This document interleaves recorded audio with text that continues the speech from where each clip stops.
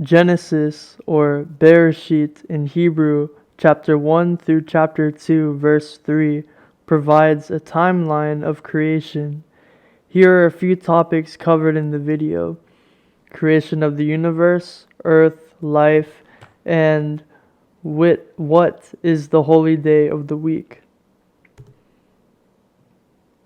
Alright, right here I made a little chart summarizing what was done on each of the days in the first creation narrative. It will make sense when I say the first creation narrative when we cover chapter 2, which covers a second creation narrative. Feel free to look at this chart now, but we will go over each one in depth right now. Day 1. Light was created over what will become earth, and darkness remains as well. A theory explaining this verse is that it is most likely God's presence in the dark solar system or outer space, where He creates the Milky Way galaxy, along with all of the natural elements on the periodic table, by creating an explosion full of energy, which could be described as the light. And what comes out is the planets and stars that God forms from the explosion. This is essentially the Big Bang Theory, but I'm sure there are a few differences in the Bible narrative and the Big Bang Theory.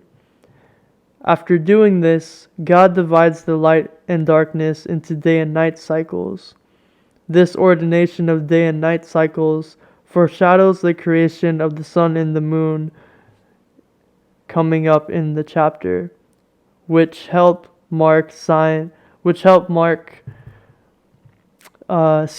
and signs of time for humans. Day 2. God places water on earth. Water above the expanse and water below the expanse. This is possibly an explanation of our ocean and atmosphere. The atmosphere being the sky. Earth is a sphere of water right now, and at this point in the creation narrative. Water is important because water is necessary to support life. This is also an indication that God created the natural elements, because water is made from hydrogen and oxygen. Furthermore, the atmosphere has many elemental gases like nitrogen, argon, and oxygen as well, and many more elements. Day 3. Solid matter is created and is called earth. On this earth, the waters underneath the expanse come together and form the seas. After this, seeing that there is water to support life and solid matter for life to reside, God creates the first form of life on the planet: grass, herbs, and fruit trees, aka vegetation. Day 4. God creates the sun, moon, and stars to represent the cycles of seasons, days, and years. These are placed in the upper heavens, which is the outer space or solar system, to give light upon the earth. God made the greater light, the sun, to be a sign for daytime, and the lesser light, the moon, to be a time for night. In the upper heavens, God also placed the stars in the sky. Stars here may also refer to planets in our solar system and other galaxies further away.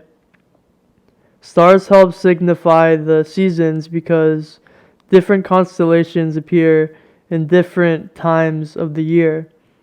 The sun and the moon bring light on the earth and rule over day and night. They both help signify change in the seasons as well through how the sun reflects on the moon during the changing lunar phases. Day 5. God creates sea creatures and birds. Large sea creatures are created like Leviathan, which is mentioned in the books of Isaiah and Job, and whales are created and sharks too. Also, birds like eagles, pigeons, yeah, those two life forms were created. Day 6. After this, God creates living creatures, including, quote, livestock, creeping things, and animals of the earth, like sheep, cows, chickens, and etc. After the creation of these, in Genesis chapter 1 verse 22, we are told that God blessed them, saying, "Be fruitful and multiply." God finishes creation with the creation of mankind. In this chapter, it is suggested that man and woman were created at the same time. There are many theories regarding Genesis chapter 1 verse 26 and what is meant when God said, quote, "Let's make man in our image, after our likeness." Here are a few examples. Perhaps the most widespread interpretation is that God uses the plural our to refer to himself because he has the supreme authority and sovereignty over the earth and all creation. Christians and Catholics have argued that the word our is referring to the Trinity, God the Father, Jesus the Son, and the Holy Spirit in the creation of mankind. Another theory points at the idea that because humans have reason, morality, and the ability to have a relationship with God, shows why we were ordained by God to rule over the earth in Genesis chapter 1 verse 26, where God said, "Let them have dominion over the fish of the sea, and over the birds of the sky, and over the livestock, and over all the earth, and over every creeping thing that creeps on the earth." Another theory is that God is speaking directly to the divine council mentioned in Psalms chapter 82. However, many scholars believe that the gods mentioned in this chapter are actually unjust kings and rulers that God is confronting in this chapter. This would not work because at the time of creation, everything was pure. Alright. Now, how this creation of man was undertaken is unknown. But what we learn from both the Tanakh, or the Old Testament, and the Quran is that humans come from a dust or clay-like material, which may also be dust from clay itself, which is from the earth, which all of those materials are from the earth. Either way, we know that God created man and woman in his image and blessed them to have dominion over earth. After doing so, God commands humans with the same command given to the animals before, but with a lot more authority. In Genesis chapter 1 verse 28, God commanded humans to, quote, "Be fruitful, multiply, fill the earth, and subdue it. Have dominion over the fish of the sea, over the birds of the sky, and over every living thing that moves on the earth."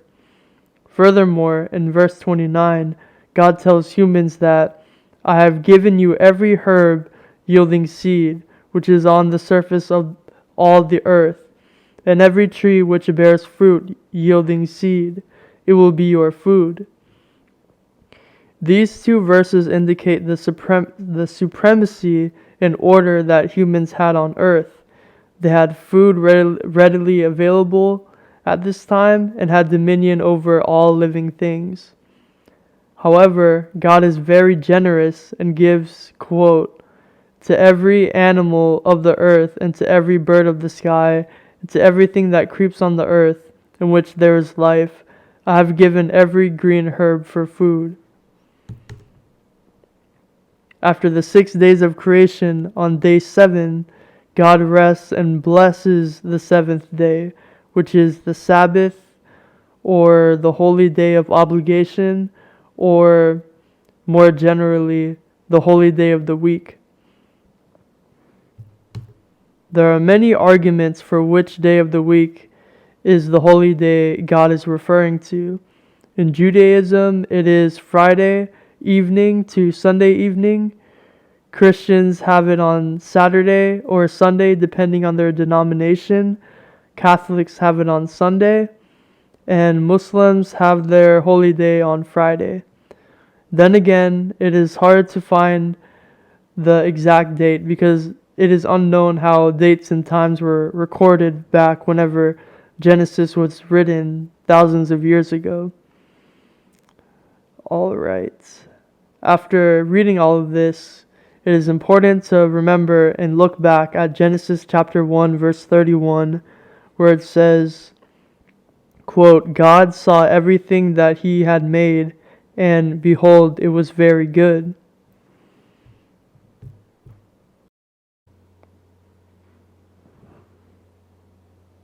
Okay, now that the lecture is over, I'll read Genesis chapter 1 through Genesis chapter 2 verse 3 out loud. This is from the ebible.org website. We're reading from the World English Bible Protestant Edition translation, and this translation is in the public domain. Alright. The first book of Moses, commonly called Genesis. In the beginning, God created the heavens and the earth. The earth was formless and empty. Darkness was on the surface of the deep, and God's Spirit was hovering over the surface of the waters. God said, "Let there be light," and there was light. God saw the light, and saw that it was good. God divided the light from the darkness. God called the light day, and the darkness he called night. There was evening and there was morning, the first day. God said, "Let there be an expanse in the middle of the waters, and let it divide the waters from the waters." God made the expanse, and divided the waters which were under the expanse from the waters which were above the expanse, and it was so. God called the expanse sky. There was evening and there was morning, a second day. God said, "Let the waters under the sky be gathered together to one place, and let the dry land appear." And it was so. God called the dry land earth, and the gathering together of the waters he called seas. God saw that it was good.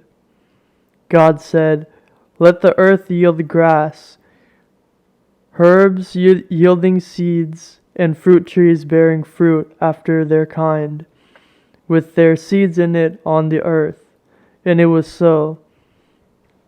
The earth yielded grass, herbs yielding seed after their kind, and trees bearing fruit with their seeds in it after their kind. And God saw that it was good. There was evening and there was morning, a third day. God said, "Let there be lights in the expanse of the sky to divide the day from the night, and let them be for signs to mark seasons, days, and years.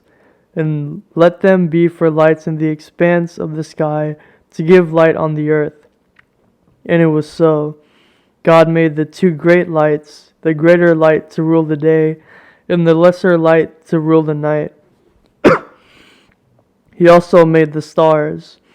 God set them in the expanse of the sky to give light to the earth, and to rule over the day and over the night, and to divide the light from the darkness. God saw that it was good. There was evening and there was morning, a fourth day. God said, "Let the waters abound with living creatures, and let birds fly above the earth in the open expanse of the sky."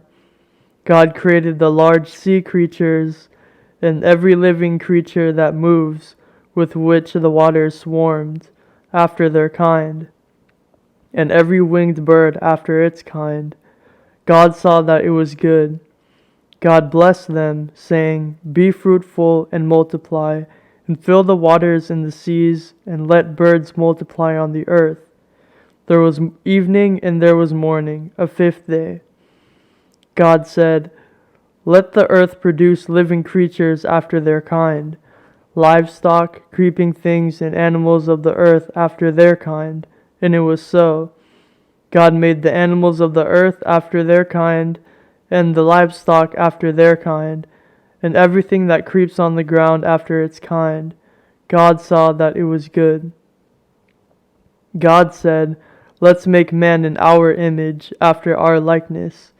Let them have dominion over the fish of the sea, and over the birds of the sky, and over the livestock, and over all the earth, and over every creeping thing that creeps on the earth." God created man in his own image. In God's image he created him. Male and female he created them. God blessed them. God said to them, "Be fruitful, multiply, fill the earth, and subdue it. Have dominion over the fish of the sea, over the birds of the sky, and over every living thing that moves on the earth." God said, "Behold, I have given you every herb yielding seed, which is on the surface of all the earth, and every tree which bears fruit yielding seed. It will be your food. To every animal of the earth, and to every bird of the sky, and to everything that creeps on the earth, in which there is life, I have given every green herb for food." And it was so. God saw everything that he had made, and, behold, it was very good. There was evening and there was morning, a sixth day. Chapter 2. The heavens, the earth, and all their vast array were finished. On the seventh day God finished his work which he had done, and he rested on the seventh day from all his work which he had done. God blessed the seventh day and made it holy, because he rested in it from all his work of creation which he had done. Thank you for watching our first lecture on the channel. Genesis chapter 2 will be our next lecture, and it will come out soon. Thank you all again.